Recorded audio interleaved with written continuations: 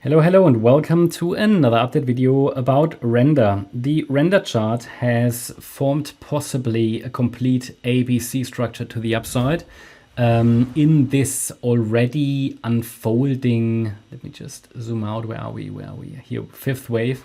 Yeah, this is what we were watching for in the last video. So looking at the Render chart on the micro level, yeah, we did highlight already in yesterday's video that after the initial reaction to our support zone, which is between $8.59 and $4.12, we've seen a three-wave rally only. Okay, three waves only. So we can see it better. I'm going to shrink that support area. We just take the highest level out. We don't need that anymore. Please note that the support zone is still relevant. Okay, it's between 649 and 412 in case we form another low in wave 4. Okay, so the current idea is that in the preferred scenario, a third wave topped here. This was in March this year.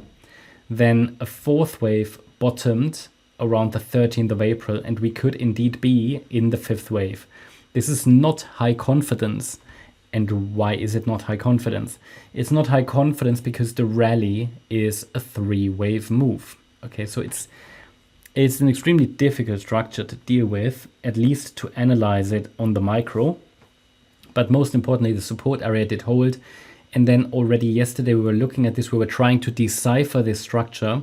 And we said, okay, it's possible that this fifth wave to the upside into the region around $23 or so has started. But we have the initial three-wave rally done like an A wave. We have the pullback done in a B wave. And if this is now a C wave, then I'd like it to get to the 100% extension level. I think yesterday we were like around $9 or something. And I highlighted I'd like to get it to 1138 because this is just a very, very common target for such a C wave. It's the 100% extension level of the initial A wave. And I shared with you the micro support zone here on the chart. And I highlighted that, okay, as long as we're holding that, I'd like to see one more push. But below 865, we are likely already in the B wave pullback. Now, we have seen 5 waves up in wave C of A. That's how I see it. Doesn't mean the top is in now, but it means that if we get now a break below the last low, and I will take that micro support area out now, if we get a break below the last low, that would at least indicate that a top of sorts is in place. And then we can look for a B wave pullback.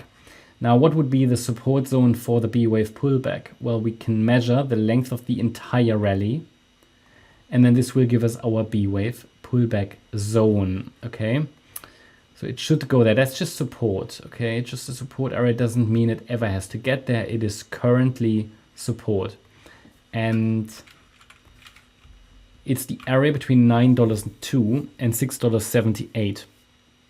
And ideally, I'd like it to get to at least 830, 764 or 678. Those are ideal targets. Sometimes pullbacks are shallow, so I'm adding the $9.02 level.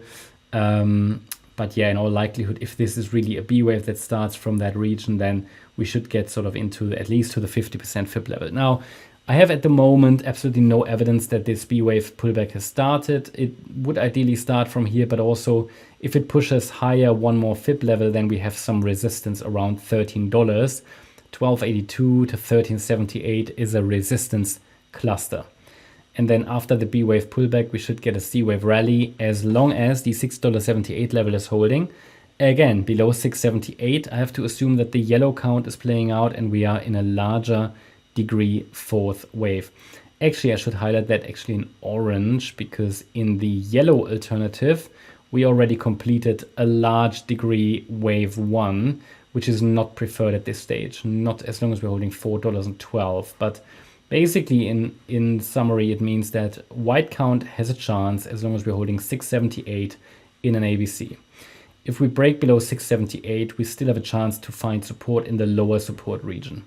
But both are still bullish scenarios. That's my update about Render. Hope you liked the update.